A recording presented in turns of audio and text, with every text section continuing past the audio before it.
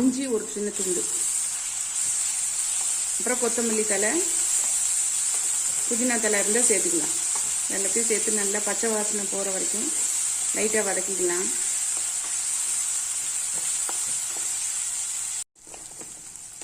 கொஞ்சம் வதங்கிச்சு பாருங்கள். இப்போ இதில் வந்து ஒரு 1/4 டீஸ்பூன் அளவு மஞ்சள் தூள்,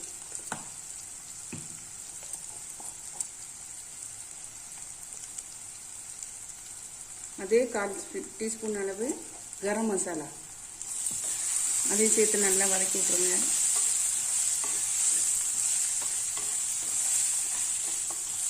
நம்ம இந்த ஸ்டேஜில் இந்த பட்டாணி வந்து சேர்த்துடலாம்.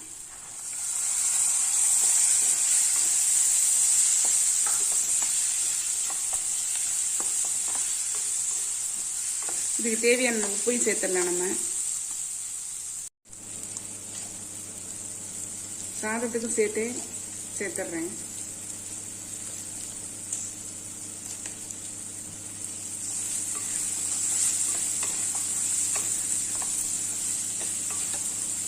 நம்ம இந்த ஸ்டேஜில் இந்த ரைஸை சேர்த்துடலாம். ஊற வச்சு வச்சிருக்கிற ரைஸை இதில் சேர்த்துடலாம்.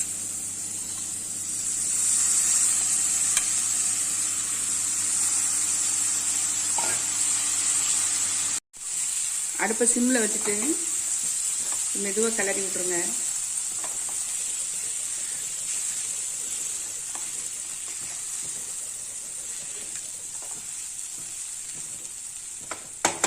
இதுக்கு தேவையான தண்ணி விட்டுக்கலாம்.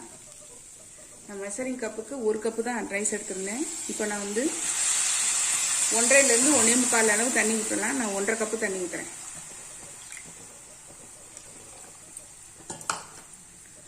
கொஞ்சம் கொதிக்க ஆரம்பிக்கட்டும். இந்த ஸ்டேஜில் காரம் உப்பு எல்லாம் கரெக்டாக இருக்கான்னு நீங்கள் கொஞ்சம் செக் பண்ணிக்கோங்க. கொதிக்க ஆரம்பிச்சிருச்சு. நம்ம இந்த ஸ்டேஜில் இந்த அரைப்பழம் லெமனை வந்து இதில் புழிஞ்சு ஊற்றிடலாம். நம்ம தயிரோ தக்காளியோ சேர்க்கலை, அதனால நம்ம வந்து லெமனை வந்து புழிஞ்சு விட்டோம்னா டேஸ்டாக. இந்த ஒரு வாட்டி கலந்து விட்டுட்டு குக்கரை மூடி போட்டு மூடிடலாம்.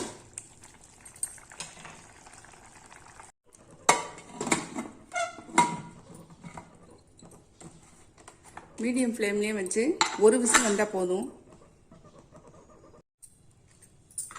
விசில் இறங்கிடுச்சு. நம்ம இப்போ எடுத்து பார்த்துடலாம்.